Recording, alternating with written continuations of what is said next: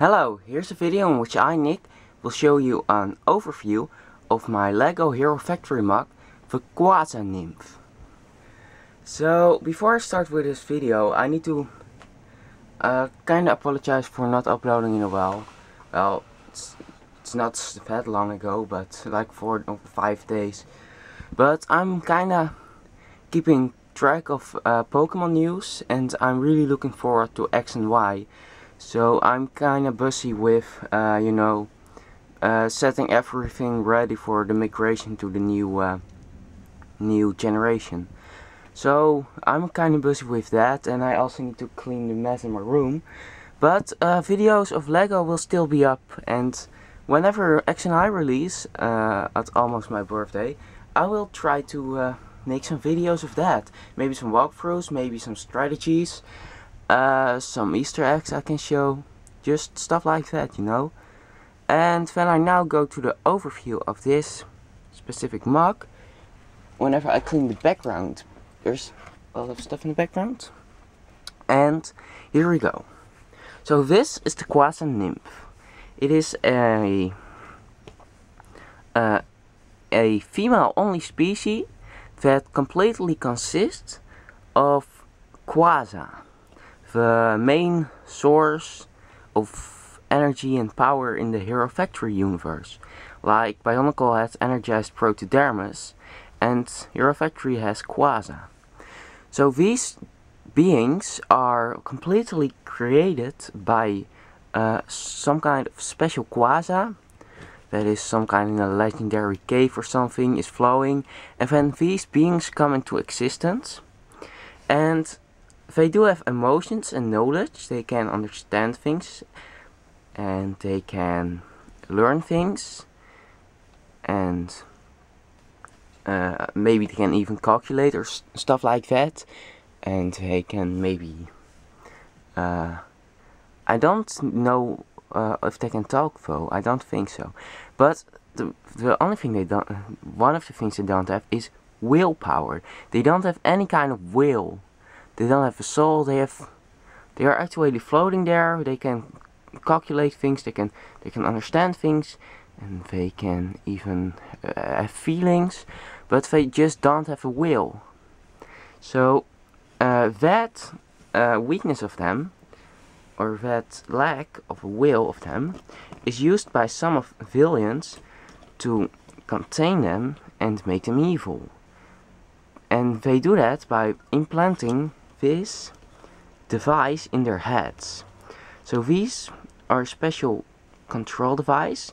They are kind of like evil brains, but they don't mutate, and they are really scientifically engineered into the heads. So you really need to catch these things first to put them on, and then they put these glasses onto there, and then these things are actually kind of cameras. I think that the normal Quaza nymphs are blind, so these are cameras. So the evil guy who possesses them can look through their eyes they normally do not have. They are attached to the side, and this actually goes through their head and attached to this little antenna, which is simply an antenna, so you have wireless control of them and these glasses. So then they are put into some armor, and the armor is mostly black, and the upper limbs are contained into these gray parts. The gray don't really have a power or something. It is just part of the coloration of the robotic exoskeleton they get. So normally they already have the shape of a human, and now they are contained into a human shape robotic armor. And this armor is also completely controlled by the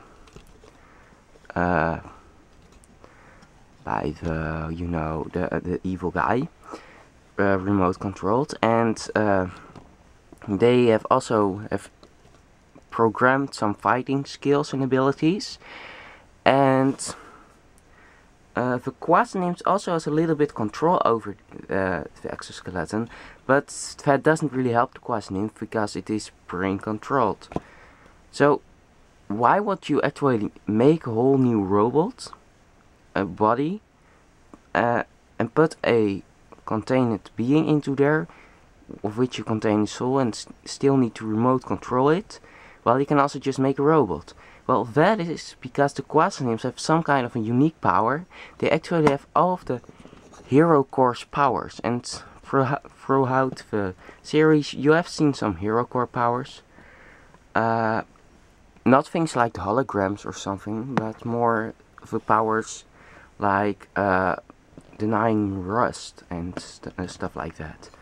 So they are very powerful actually, and the robot skeleton doesn't do much with them,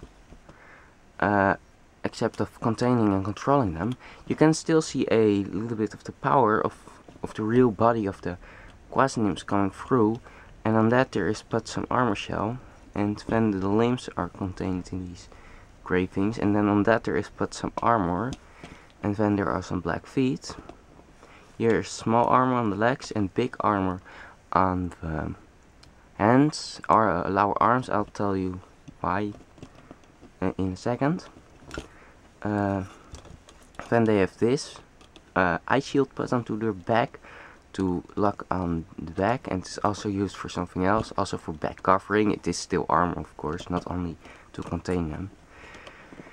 And then they have this antenna, and they also have a ponytail, which they normally have in their Quaza form, and they still have them because, well, what's your armor or ponytail?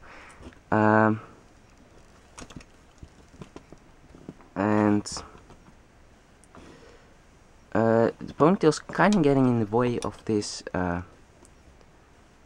this whole back covering of the eye shield, but it doesn't bother that much, especially when you can put this all the way up to here, and so it still works out. And then to the weapons. The weapons are normal sights like this, just normal sword-like things, but the Quaza Nymph can also put them together and make a bow. And that is just exactly the reason why I use these armor pieces, because this perfectly fits. I'm just sure it is made for this. Also from here, I need some lights here. Also here, it perfectly, see? It's black on black, so you can't really see it, but yeah, here. So now you can, I think, see that it perfectly fits, like so. And so I'm just sure it is made for this. And then it can just shoot Quaza power. Sorry if I have said sometimes plasma. If I said plasma, I mean Quaza. It is all Quaza. I don't know if I ever said plasma, but I think I did. So it can also shoot Quaza powered bolts from this bow. Normally it can also shoot them through these hand-like things, which are actually old style Bionicle hands. But this time they have a much longer range, and they are shoot with much more force.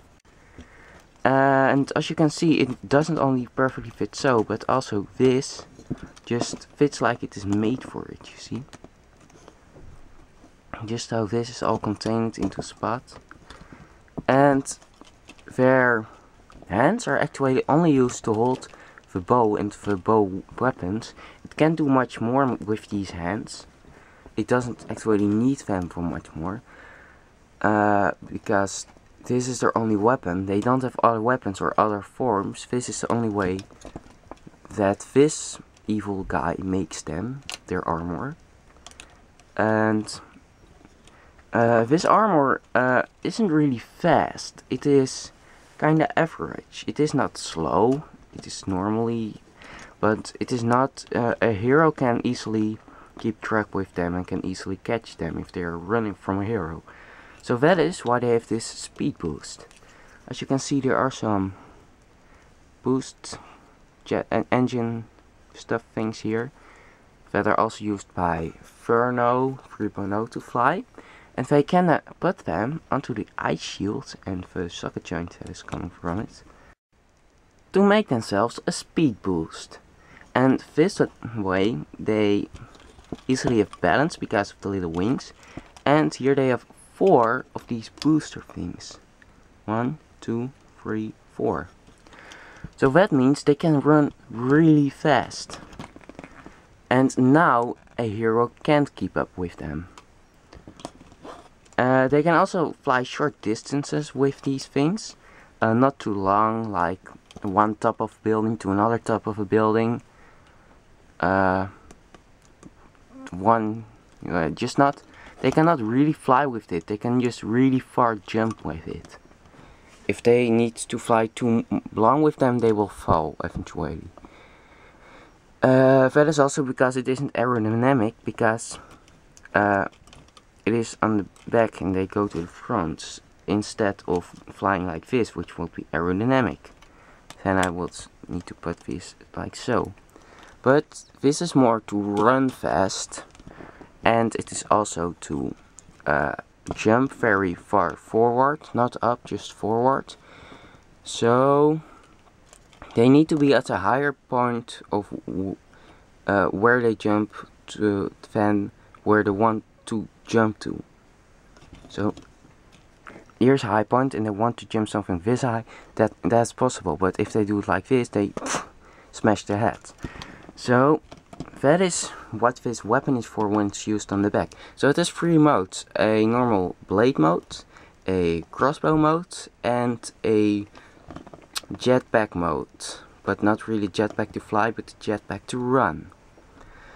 I don't really have an evil guy created for them. I have some possibilities, but there isn't one yet. So this is one of my evil or villain MOCs of Hero Factory.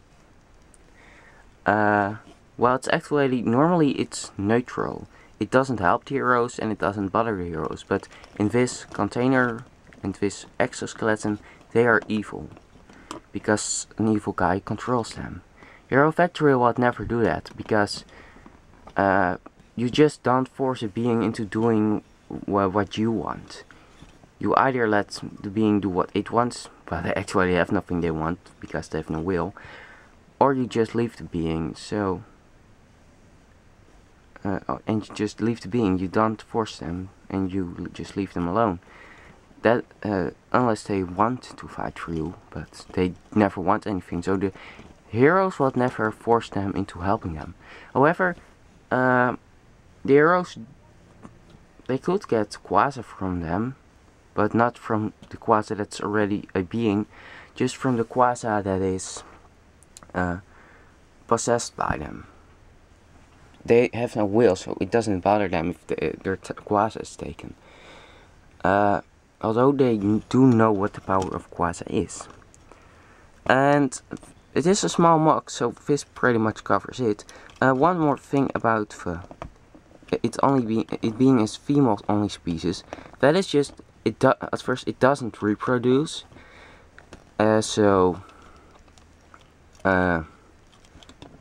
Actually genders aren't necessary.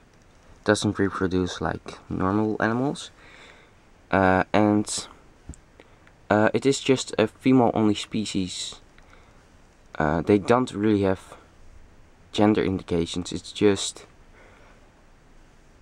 they only have one kind of gender, and the gender is called female by scientists. It is listed under female, even though it actually doesn't have a gender. It doesn't even have a will, but it does have knowledge. So it's a kind of a really complicated being to understand, but it has its role in existence, and there's much story you can make with it. So I'm happy to have created this one, and then this really covers it. So thanks for watching. I'll see you guys again soon, or I'll talk to you again soon, or I'll just be back again soon, I'll just say. A little less soon than normally, because I'm keeping track of Pokemon and I need to clean my room. But I will be back relatively soon. So thanks for watching. Please don't forget to subscribe to see more upcoming videos, more stuff. And then I'll just say bye because it is over now. So bye. Bye.